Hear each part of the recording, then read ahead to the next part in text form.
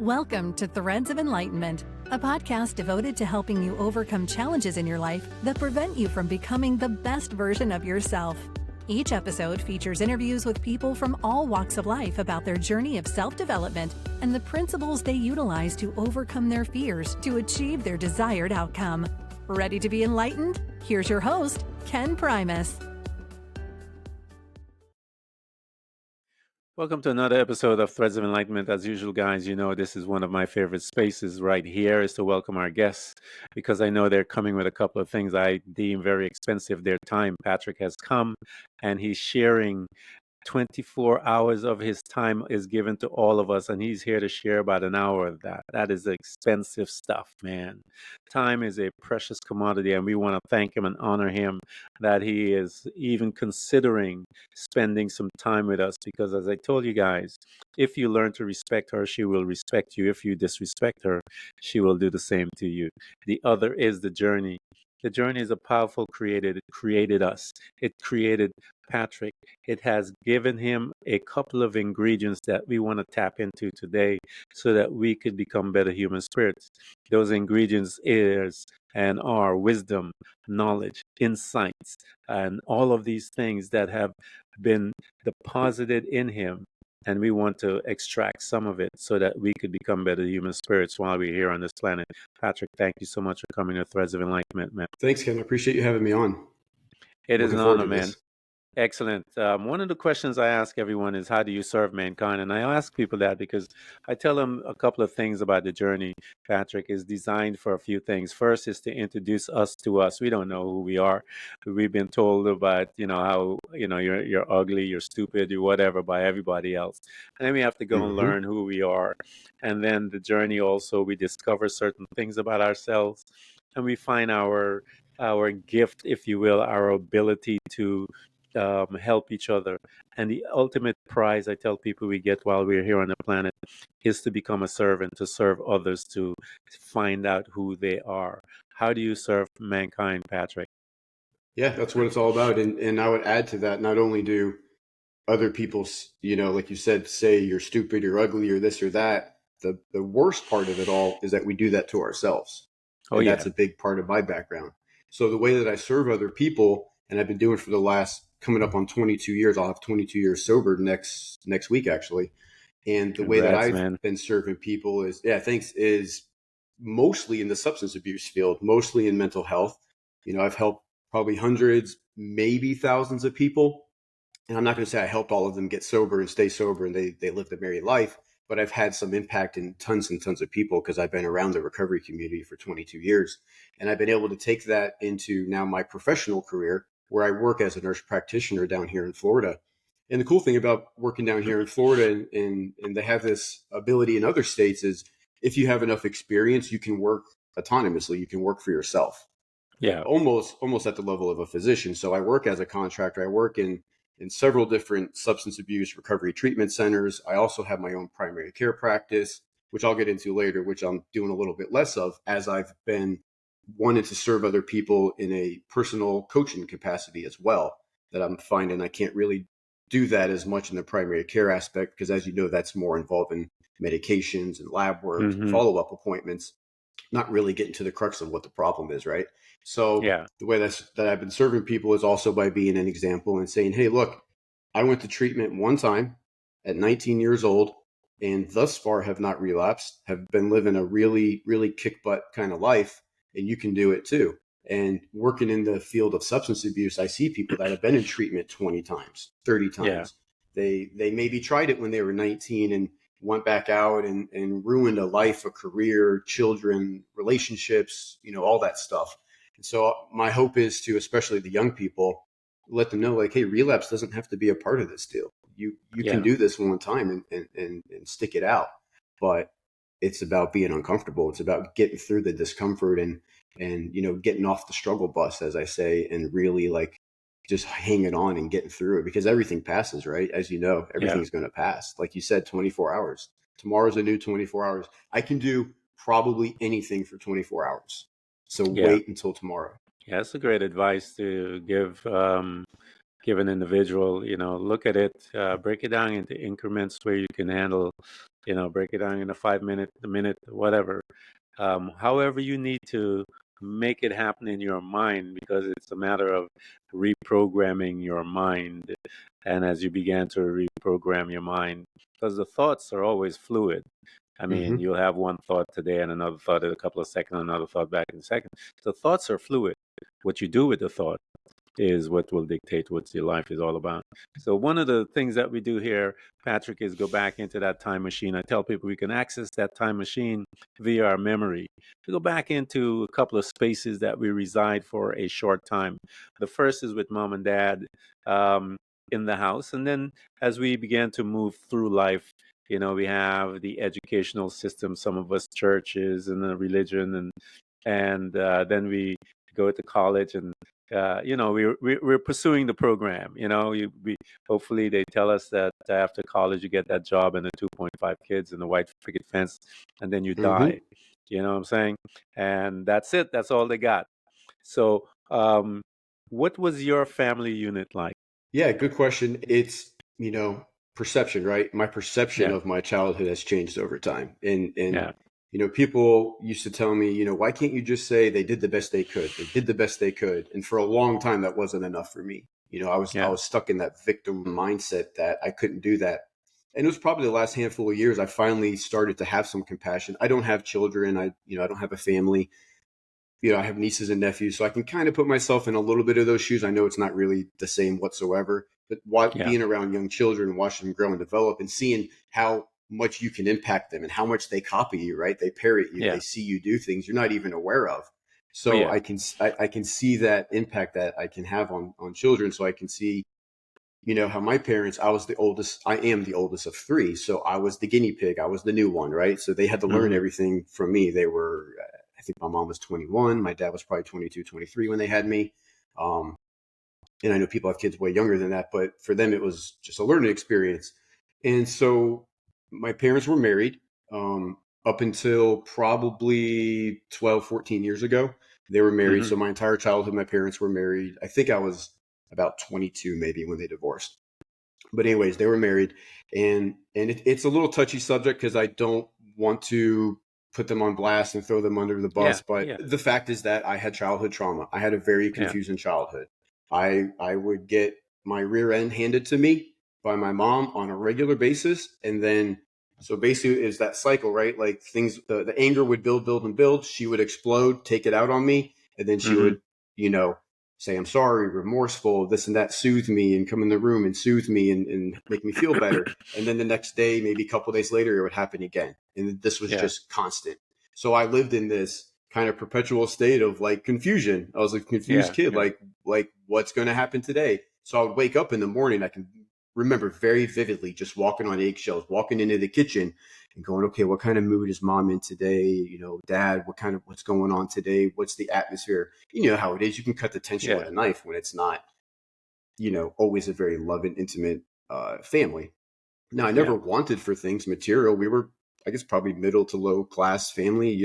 My parents got by. I never needed material things. I always had the bicycle, clothes, food, went to school, always had the latest shoes and all that stuff. So I didn't want for that, but I did kind of get a little bit of the confusion aspect with the intimacy and the emotion and the criticism and the you need to do better. And I started playing sports at 4 years old. They had me into soccer and then basketball and yeah, baseball. And I played sports my entire life, my entire childhood. And my parents were always there. My dad coached some of my teams. So, I was the coach's son a lot. So you know how that might be, Ken. Like yeah, yeah, you get it the hardest as the coach's son, yeah, right? And family would come and when I got sober, I know I'm giving you a long answer. When I got yeah, sober and went back home to visit at like 20 years old, I started watching some of those old VHS family yeah. Uh-huh. videos, right? And I'm watching like some of the soccer games, and you can see my dad over to the side just chewing me out, or my mom just yelling on the camera, like all this stuff, and it's like no Wow. wonder I was so hard on myself. And again, I don't blame them, but that's just the programming that I got at a young age. And so thank God today I'm not that victim. I'm not that young kid. So I can't use that as an excuse anymore. So that's what I've been learned to make better. And like you said, change that mindset so that I get out of that frame of mind. So that's kind of my childhood. If that's helpful, my parents Yeah, would yeah, fight with each other. I remember laying in bed going, as a kid, just get a divorce, get a divorce. Like, I didn't even know what that was. I just Yeah. knew that, like, and it wasn't all the time. I don't want to paint that picture. It wasn't violent all the time, Yeah. but there was times when that happened. Alcohol was always around. Both my parents drank on a regular basis. It's not to me to call them alcoholic, but alcohol was always around. You know, people were always over Fridays drinking. So I was introduced to alcohol at a very young age. I was that little kid walking around drinking some of the alcohol from the cups and bottles that were laying around. And I started smoking marijuana at like 10, 11 years old and Wow. just took off. That's my addiction just kind of took off at a very young age. Wow. That is a a explosive situation to be around as a young individual on a consistent basis. And you Yeah. could see how it would affect an individual to want to hide in a way, if you will, or want to deal with the situation this way and to choose that. One of the reasons why I do that, Patrick, is to go back because I always tell people when we are young is the genesis of us. We are given birth through trauma right there. Something happened to us as young ones. And then we start framing our perspective as to our relationship with others and ourself right at that trauma location. And that's how we are given birth, if you will, all through our life. And then we find ourselves the rest of our lives dealing with Yep. that trauma Yep. that we got as an individual. So here you are, you're going. How did you relate to others outside of the family, Patrick? We're talking about your friends in high school and beyond, because like I said, you started pretty young, engaging in or partaking in all the devices that they usually high schoolers is when we start that type of stuff. Mm-hmm. So, what was your relationship with your friends? Again, starting at such a young age, how did you relate to others? Yeah, it was good. Like I said, I was always playing sports and, I was always at least average to above average athlete. So I was always, well liked and appreciated and had a lot of friends. And I was always in trouble, I could say, at school. I was, Yeah, I like to tell people I was the class clown. I was the kid that sat up front next to the teacher's desk. They would always move my desk to the front. I would have to stay after class and, dust the erasers. Remember the chalkboards? I'd have to dust the erasers. I would sometimes during class have to write on the chalkboard, like I always say, like in The Simpsons in the introduction with yeah, Bart yeah, Simpson, like I will not this, I will not. Like I was doing that. I was that kid, and teachers were always like, "Hey, watch out for Patrick." And then, God forbid, my best friend and I, because we were the same age, if we were ever in the same class, you need to keep Patrick and Sean separated. Like it's going to be yeah, bad news for you as a teacher. And so that kind of went into and I think obviously looking back, a lot of that was attention seeking, right? A lot of that yeah, yeah, was overcompensated for the home life looking back. But so I guess to answer your question more so in terms of like as I got older, my dad got a job in Georgia. So I'm from Florida originally. So in 96, we moved to Georgia. I was about 13 years old. So I was starting high school brand new, didn't know anybody. I went from, the Hollywood, Fort Lauderdale beach area to Augusta, Georgia, the home of the Masters golfing and yeah, total culture shock. There's pine yeah, trees everywhere and forests and stuff. There's no beach anywhere. So the total culture shock. I'm going into high school, don't know anybody. So yeah, what happens? Patrick falls into the crowd that smokes marijuana. It's only yeah, natural, right? Because that's yeah, that's what I know makes me feel better. It makes me fit in. I get on the high school soccer team and start doing all that stuff, trying out for high school basketball. I was really, really good at being friends with literally everybody. I could be yeah, friends with the chess team. I could be friends with the jocks. I could be friends with the hippies, friends with the hip hop guys. I could be friends with literally everybody because I needed everybody's validation and reassurance. I don't know when that happened because as a yeah, kid, you don't really care about that. You're just having fun and everybody's your best friend. There's no such thing as a stranger. But yeah, something happened around high school age that I suddenly became super insecure, very unsure of myself, very critical of myself, assumed that everybody thought the negative things about me because I thought those negative things about me. And so here I yeah, am going to high school freshman year, needing to make friends. So I need friends. I need validation and reassurance. So that kind of carried over into 4 years of high school of just circulating through everybody. yeah. I try to educate people, Patrick, and to tell them that the human being, the creature, the human being, is a meditator. And people always get spooky about meditation and stuff like that. Oh, I don't meditate. I can't meditate. And I'm like, you meditate all day long. You just don't know it because we are thinking about something. We got something within that thought field of the human creature that is dancing back and forth, running whatever loop that is. And that loop in a lot of our lives, Patrick, is that critical loop that we plug and play as soon as we get up. We hit that play button, and it just keeps running over how bad we are, how whatever name we call ourselves, because we are the hardest critic on ourselves. And that be mindful how you talk to yourself is what I tell people, because Yep. you're listening. I always tell them you got to be Yep. mindful Yep. what you say to yourself, because you're actually listening. And so we say that stuff, Patrick, and we believe it. And so because we believe it, we start acting it out, if you will, and it becomes a part of our lifestyle. When you were heading towards college, did you go to college, Patrick, or did you went into the work field? What was your process of heading out of towards on your own at that time? What was your thinking when you were looking at that into your future, if you will? Yeah, so pretty much from the time I got my driver's license at 16, which I think was like the beginning of junior year, maybe the end of sophomore year, I really didn't go to a full day of school. I skipped school all the Yeah, time. I skipped multiple classes. I was literally always under the influence of something at all times, because yeah, that's how I had to get by, right? That's how I had to feel comfortable in my skin, as you've probably heard a lot of people say. Somehow miraculously, I graduated with like a 3.4 GPA, and in Georgia, you get what's called the Hope Scholarship if you hmm, graduate. So they pay for school. I forget a certain number of years they'll pay for school as long as you maintain it. So I went into Augusta State University, and now, unfortunately, right after I graduated high school that summer, I was introduced to heroin. So I started uh, doing heroin. I started shooting up heroin, putting needles in all parts of my body. Wherever I could find a vein, I started using heroin. I was using heroin going to school. I was using heroin before school, during school, after school. And as you can imagine, it's hard to keep up good grades. I remember showing up to this biology class my freshman year, and the teacher's like, okay, take out your number 2 pencil. It's time for the test. And I looked around and said, what test? We have a test? And that's kind of my mindset. School was the yeah, furthest thing that I could care about. So all I wanted to do, and assumed, I always had this idea as a kid that like I was going to have a business though. So I yeah, wanted to do business management. So that was my track my freshman year. Now, what ended up happening, I completed both semesters. I finished, I think I had a C, a couple C's, a B. I definitely didn't have an A in anything. And so what happened was one evening, my parents were out bowling night, and I was at home watching my 2 younger sisters, right, on a Friday night in the midst of my heroin addiction.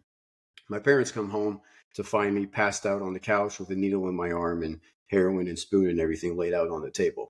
And wow, so my dad shook me, woke me awake, and it was all like a super bad dream, like a nightmare. I didn't even think this was real when I woke up the next morning. I woke up going, did that happen last night? Like, was that a real thing? Like, that couldn't be. Like, I'm here in my bedroom, like, that must be fine.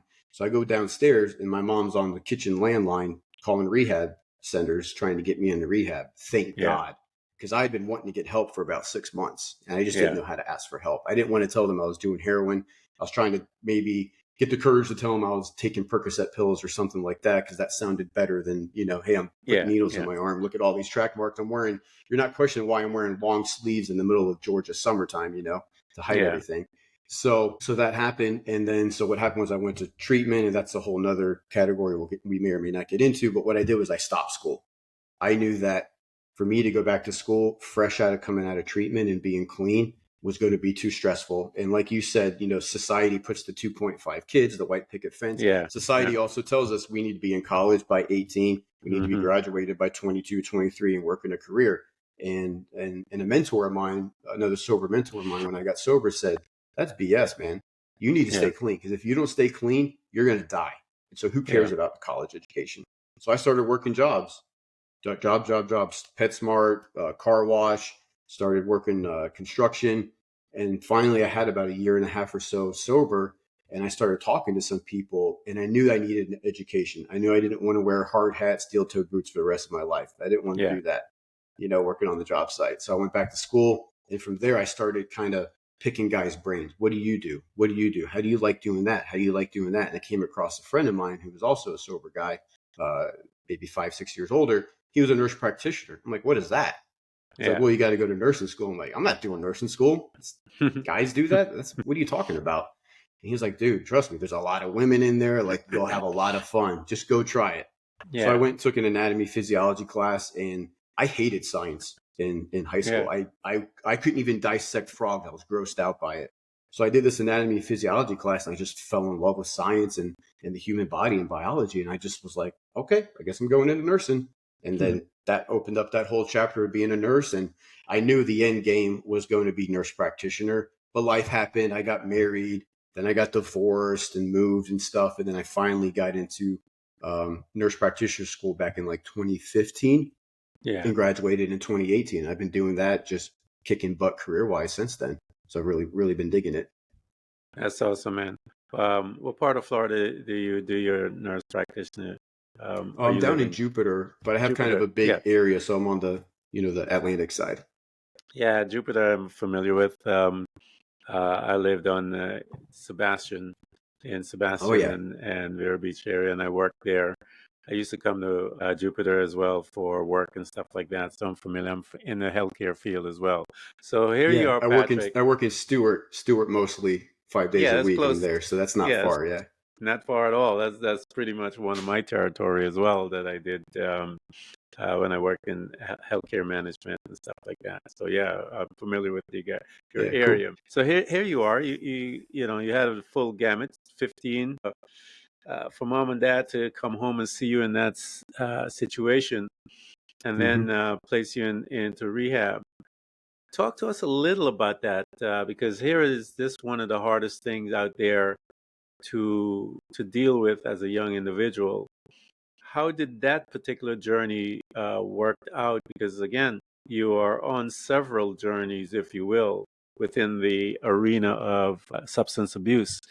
How did that first one begin to form you in your mentality as to who you are, Patrick? Well, it was amazing. I mean, I love talking about it. I walked into the treatment center, and I tell people, first off, when my parents found me that way, it's like I've heard people talk about, and I always say this, it's like I've never had the legal trouble somehow. I sat in the back of cop cars, but just never got booked. I always got out of stuff.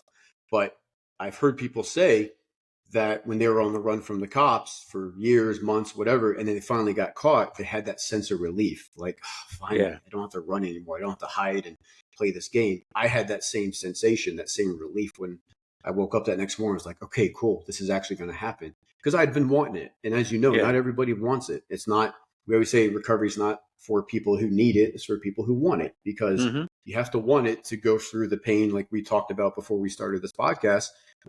We were chatting, like, you need to hang in there. You need to hold on. It's not going to be a bed of roses in the beginning, right? Like you can't undo a lifetime, or in my case, 7, 8, 9 years of addiction overnight. It's going to take a while.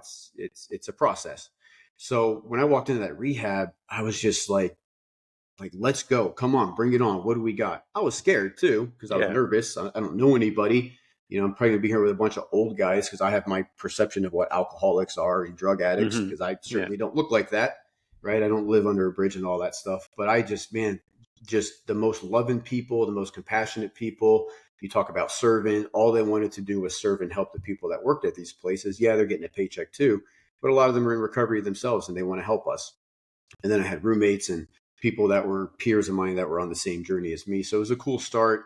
And then I just got busy into the recovery field, but it was probably about 5 or 6 days into being there. I'll tell this story. About 5 or 6 days into being there, we were in a little group session, and all of a sudden I started having this turmoil, this pit in my stomach, and I started getting flushed, and I started getting really tense, and my palms were sweating, and my heart was going 1,000 miles an hour. And I was like, what's going on? And then I was like, I want to go use. I want to go get high. I'm going to go jump that wall and go get high. And thank God somebody pulled me aside and talked to me, and we talked it out. And what was going on was that I started having some of my childhood stuff start coming back. Some Yeah. memories started flooding back in. And it was so overwhelming that I was resorting to my default, which was Hmm. go get high, go have a drink, go get rid of this, go escape it, go run from it, go numb it. And thank God I learned the very first time after being there for 5 or 6 days the value of talking, the Yeah. value of talking about what's really going on, not the Yeah. superficial stuff, the surface stuff, like what's really going on. And I buried my soul in a group of people, and it was like, wow, I feel totally naked and vulnerable, but it was the best thing. It saved my life at that time. So I've learned to do that moving forward, and so that's what I try to encourage other people to do. But like, as you know, Ken, you have to take the lead with that. So Yeah. I can't just say, hey, Ken, bare your soul to me right now. Yeah. Like, I have to take the lead and demonstrate that to you and make you believe that I know where you're coming from. I didn't just read this in a book or listen to a podcast or watch a movie or read a book, whatever, learn it. I lived it. And so, like, I can help you because I've gone down that path before. And this is how I got out of it. This is how I Yeah. stay out of it now. Yeah. And I tell people the reason why, um, you're able, when you're looking for a guide or coach, look for someone who's been through the stuff that you have been through. The reason why is that they will be able to locate you by a question they'll ask you from the conversation. And once they locate you, they'll know exactly where you're at and they'll know how to guide you up because they were there, but they had no one to answer that question. And they're able to answer it for you. And because they're able to answer it for you, you'll be able to be escorted out quicker than your Mm-hmm. guide. So find your guide who has been through some stuff, I tell people, and they will be able to help you to get your freedom much faster. And one of the things that Patrick said is it's the beginning of your healing. You have to become naked and become truthful with yourself. It's not about other people. You have to become truthful about yourself, about you with you. You may be in front of other people, but the whole practice is that you are being truthful with you. And once you start expressing the truth, you will feel the relief. You will now learn to honor yourself. You'll start learning how to respect yourself. Hey, I actually did that. And if I did that, I can do much better. I could do more. I could do that. And it's amazing how you start accumulating, if you will, courage and belief within yourself as you're seeing that you came to bat, if you will, and that you're serious about it. But you got to get there, and no one can get you there, but you got to get there. You know, Patrick said he got in there, and he's like, "Bring it on." And then when the Mm-hmm. stuff start coming down, when that memory start surfacing, you're gonna run for default. It's the easiest, quickest thing to do. And once you get back on that bike, you're out. But um, thank God that someone was there to locate him. And again, it's very important. You have to have the right people to come and locate you. And when they located him, that individual was able to help Patrick through and move him from where he was to where he needed to be. And so, any of you guys that are listening, as you know, we're not done yet, but we're going to provide Patrick's links and stuff like that. And I need you guys to get in touch with him. Any one of you guys, man, you have friends, family members, Mm-hmm. Yep. reach out and help. Just help. Walk with them, hold their hands, and be a support. And Patrick will be able to help you guys with that. So Patrick, here you are, man. You got in there. You're all excited, and then the panic comes with the reality that hey, you got to get real here. Mm-hmm. And once you got the guidance and you realize that okay, let me vomit this out and see. When you did that, you stated that you began to feel lighter. When you began to feel lighter, if you will, what did that look like to Patrick, who has been carrying this thing for a long time, hiding in drugs, that type of mindset? What did it do to you when you began to get a little lighter, as you stated? I remember just crying these cleansing tears, just boohoo, crying, letting years of frustration, of hurt, of confusion, just letting it out and feeling more hope. The hope is the biggest thing, right? When you're in Yeah, that position, it's hope. hope that I can do this. Like if you guys did this, I can do this too.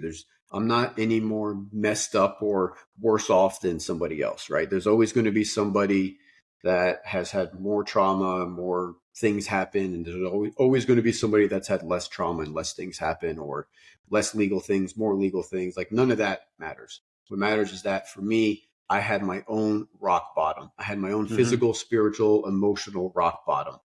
Somebody could look on the outside and say, "You only did that. You only did heroin for a year. You were only doing all those things. You never had a DUI.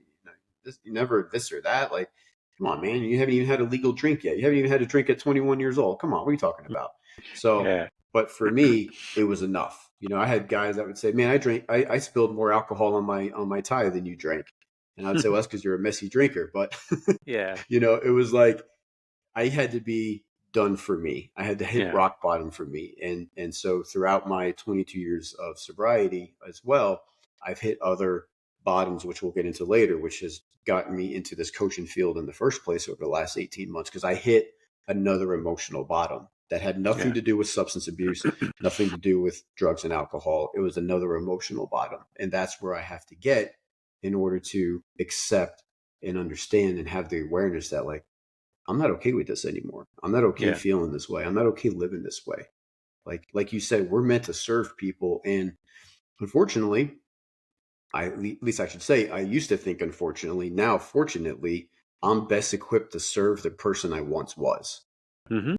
You know Yeah. what I mean? So, because other people aren't going to give a lick about what I'm saying, but the Yeah. person who is where I was, whether that was in my addiction, whether that was the bottom that I hit 18 months ago, that person is going to resonate with me a lot better than somebody else, because I started kind of getting a little hesitant. And like you said, the thoughts we tell ourselves, it's like, why am I going to be on this podcast? Who wants to hear from me? Right? Why am I going to be Yeah. a coach? There's millions of coaches out there. There's millions of podcasts. Why? It's saturated, blah, blah, blah, all that negative chatter. And Hmm. it's like, there's a select number of people who are meant to hear me, just like Yep. there's a select number of people that I was meant to hear. Yeah. And in divine time and in place, those things are going to match up. So it doesn't matter. I just go out there and I do it, and I do scary things. I do hard things despite what my old brain tries to tell me. And like you said, I develop neuroplasticity, new brain chemistry and brain patterns, and start to figure out that, like, oh, hey, it didn't kill me. I went on this Yeah. podcast. It didn't kill me. I got into Yeah. boxing about 4 years ago. I've had several boxing matches, and that was like probably the most scariest thing I've done and continue to do. I'm doing another boxing tournament next month up in New Jersey, and Yeah. it's like, that's scary stuff. But hey, I haven't died. It hasn't killed me. Like, Yeah. I'm doing scary things, and that's how we thrive and live. And then we can share that with other people, that when they say, or when I give them a suggestion or something to do, I say, hey, I know this doesn't make a lot of sense, that you don't really see how this fits right now, but if you do this scary thing, you're going to come out on the other side, and you're going to continue to grow through that. And you mentioned a little bit earlier, but basically I would say track record. You develop a track record Hmm. of things working out. Things work Yeah. out. Not how I planned, not how I thought maybe, but they just continue working out because I'm serving people and I'm serving myself, and I'm doing better. I'm making better choices today. Yeah. I think if it worked out the way we planned, life would be boring to Mm-hmm. some degree. And so I think the fact that it's it keeps living fresh, but it works out, but not how we had envisioned it to work out. And so we need to learn to give room to that to happen, where we have to trust that it will happen and allow that to happen and give the space for the unknown to manifest. And expectation can cause us some angst, if you will. So I'm learning, Patrick. I'm learning to lay down expectations sometimes, but it's a tough journey to learn. But you got to learn it. You know what I'm saying? It's If you being will, open-minded, right? Stay yeah. open-minded. That's the killers, man. So here you are. You were able to begin and focus. You got your team members and so forth, and you began to walk, if you will, stand up and walk a little. How did it feel where you got to a place, Patrick, that you were able to turn around and assist someone that you're a little ahead of the game, if you will, or ahead of the road, that you're able to assist that first individual, first couple of people that you were helping out. How did it feel to you to be that individual whereby you can bring someone along with you? I was on top of the world. Absolutely. I could just say I was on top of the world. I had every sense and belief and understanding and ownership that this is what it's about. This is what it's about. It's about serving. It's about taking my trials, my tribulations, my story, and trying to use this to help another guy. And for me, getting sober young allowed me to help more so other young men. And so the Yeah, first guy that I helped, he didn't stay sober at the time. I don't know where he's at today, but I tried and I did what I yeah, could. And of course, I was terrified, right? Of course, I was like, yeah, I'm gonna mess this up. It's gonna be my fault. How do I do this? I'm talking to my mentors, like, how do I do this without screwing him up? And it was like, dude, it's just like you. Like, if you're ready, you're ready. Like, yeah, you know, you show him what you did. Like you said, maybe it's you could think of it as like the half blind leading the blind, right? Like I show him the path. This is the way I went on the path. You asked me to help you. This is the path that I went down. So, grab my hand and let's go. yeah. And, he lasted a while, and then, over the years, people just kind of disappeared. I don't know if they stay sober. I don't know if they die. I don't know what happens, but sometimes they just kind of disappear. And, I think there's probably a lot of complacency, or, sometimes you might say we get back too many good things too fast, and then Hmm. we kind of take it for granted. And then we kind of Yeah, go about our way and say, thanks, God, appreciate it. Or thanks, guys, appreciate it. And then we go. So it was really that resonation that, yeah, this is what it's about. And the way that when I'm helping you, I'm hearing myself say it. So I'm yeah, listening to myself. And so yeah. it's working both ways. So I'm also helping myself by helping you. And that's the cool part. And I didn't really understand that in the beginning when people would say, man, I'm getting so much out of this than you. And I'm like, what are you talking about? Because I was a sponge. I was soaking up everything people were saying and doing. I was soaking it up and I didn't really understand. But then when I'm on the other side of being the person helping you, Yeah. then I got it. Then I started to understand, because unfortunately, whether it works out for you or not, I'm getting a lot out of it. So Hmm. it feels a little selfish, but that's kind of part of the deal, because it's just like helping my family members or anybody I care about. Like, if I have nothing to give away, then how am I going to help you? So I have to Yeah. continue to kind of recharge my batteries and fill up myself as well, so that I have something to give you. Because my tendency, my history, the way was brought up, like I'm programmed to be codependent. So Yeah. I'm programmed to be like, are you okay? Da, da, da, da, and put all my needs aside and make it all about you. And that's very unhealthy and very dangerous. And so I've learned to find that balance to kind of Yeah. take care of Patrick, take care of myself, and therefore now I can help you rather than, being an empty vessel. Yeah. It's important to become healed and to take care of self first, because when you take care of yourself, your relationships will only be better. People tend to misunderstand that if you take care of them, then you really no, it's the other way around. If you take care of you first, your relationship will be a lot more solid because you'll have a better balance, as Patrick was saying. So, Patrick, you were talking about life always comes at me. I had a guru that said, "Let life disturb your comfort." And as we were living our life, doing our thing, I know you went to school and you got your nursing degree and stuff like that. And you'd mentioned that a year or so ago, some additional challenges showed up in your life. Mm-hmm. And those challenges are always there to expand us, if you will, and show you a little more about you, that you're bigger than what you thought you were. You can handle some stuff, if you will. Talk to us as to your expansion, as to how it manifests in your life, and how did it assist you to grow and to take up the mantle now as to one to become a coach to help others. Yeah, no, it's a good question. It's really important, because we wouldn't be talking right now if this hadn't happened. So about, I don't know, 18 months or so ago, basically I became aware and had the realization that I'm not doing as good as I pretend to be doing or think that I'm doing. So my girlfriend had been listening to a podcast, and she'd been working with the coach and doing all this stuff that was really working well for her. And I'm like, oh, cool, babe. I like that you're doing that. That's really nice, and all that. Sounds interesting. I would listen to some of it. She would share some things with me. I was like, oh, cool. That's really nice. And then this lady, the coach, she held a live event in California in October of 22. Mm-hmm. And my girlfriend said, would you come with me? Because I'm a little uncomfortable. I don't really know people in person. Like, would you come with me and just support me? And I thought, okay, I'll come because I care about you. I'll support you. And heck, maybe I'll get a little something out of it. I didn't know this Yeah. was going to be a life-changing thing for me. So we went to that. And, I'm very personable and outgoing. So I was meeting people, talking, this and that. And we were doing all these different exercises and activities throughout the weekend. And on the last day, we did this kind of closing circle where we all took a turn to talk. And I just like I did when I was 5 days clean in the rehab, I had all the same body sensations, and everything came back again, stripped down, naked and vulnerable in this group of like 40 people who, again, the only one I know is my girlfriend. And I admitted to them that I don't love myself, that I don't know why all this work I've done and all this progress, you look on the outside and you see this really good guy who's got all this stuff together that's helping people, and he's got all the material things as well. Looks like he's got the inside emotional stuff going on too.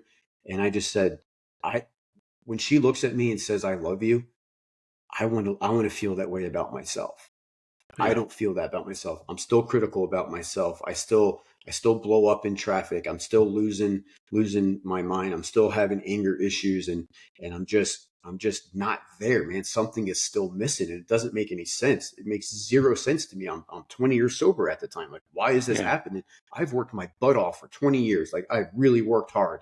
She came up to me after the coach, and she said, I can help you.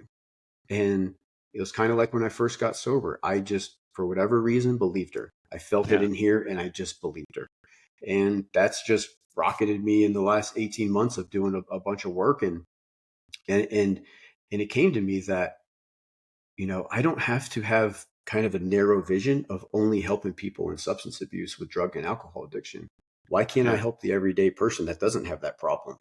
Because everybody, I shouldn't say everybody, people who struggle have other self-destructive things that they do, right? So it could be other things besides drugs and alcohol. And especially men, Ken, as you know, like, it's not cool. It's not the macho thing, the masculine thing to do, to talk about our feelings and be vulnerable. And, our women are bugging the heck out of us because they want us to talk. And we're just kind of like a loaf, kind of working and providing and doing our thing. Like, they want us to be intimate and open up. And so I want to provide a place, where guys can be vulnerable, where guys can open up and talk. And, I did therapy. I took antidepressants for like a year and a half, many, many years ago when I first got clean, and all those things just didn't really cut it for me. Yeah. So I wanted to provide a new way, like a new structure, new methods and techniques to try, because they've worked for me for the last 18 months. Some kind of silly, kind of hokey sounding stuff, but man, they've worked. Because I was hard on myself, Ken, so hard on myself. Any little mistake I made, you this and you that, and how could you do that? And better. I was being that critical parent to myself. I wasn't giving myself any slack. And like you said, it's the way that we talk to ourselves. It's like when I wake up in the morning, there's a vulture on my bedpost that's like, hey, good morning, Patrick. I'm going to ruin your day right now before you even get out of bed. And like, that vulture is not there anymore. Like, rarely does that vulture ever show up. So it's been a really cool experience. And so I thought, hey, I could cast a wider net into the world and help other people, especially men, work on some of this stuff. You don't have to have drug and alcohol problem to be miserable and to be blocked off and to not want to have a better life. Like, you could struggle with a bunch of other stuff.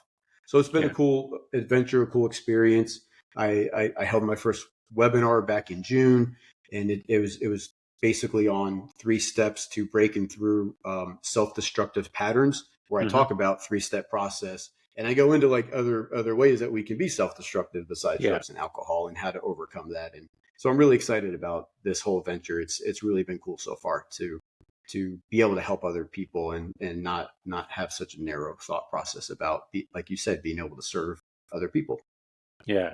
And guys, we're going to provide everything, all the links again of Patrick, so you can get there, because it's all about thought pattern. The drugs is just the piece by which we use to kind of numb our thoughts and so forth.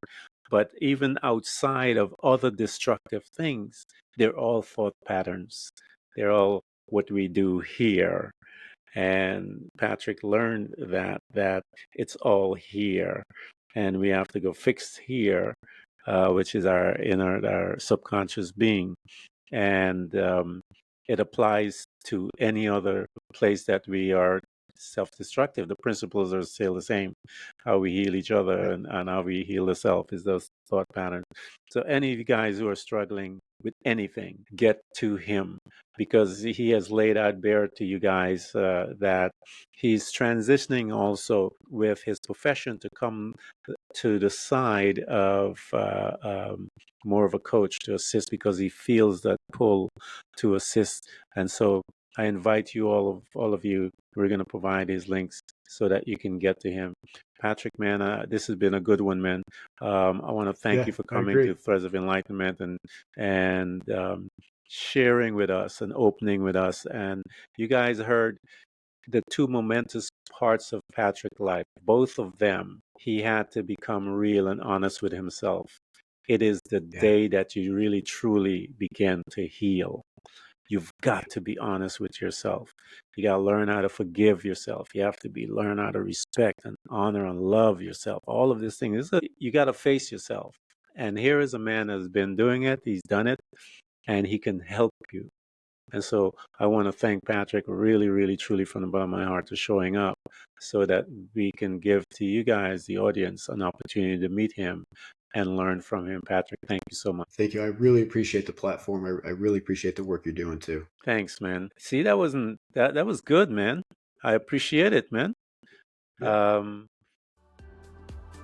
Thanks for tuning in to Threads of Enlightenment with Ken Primus. Hopefully you're now feeling more empowered to overcome the challenges in your life, whatever they may be.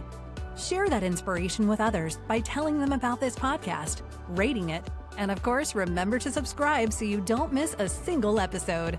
For more connection, you can find us on Facebook and Instagram by searching for Threads of Enlightenment. Until next time, stay enlightened.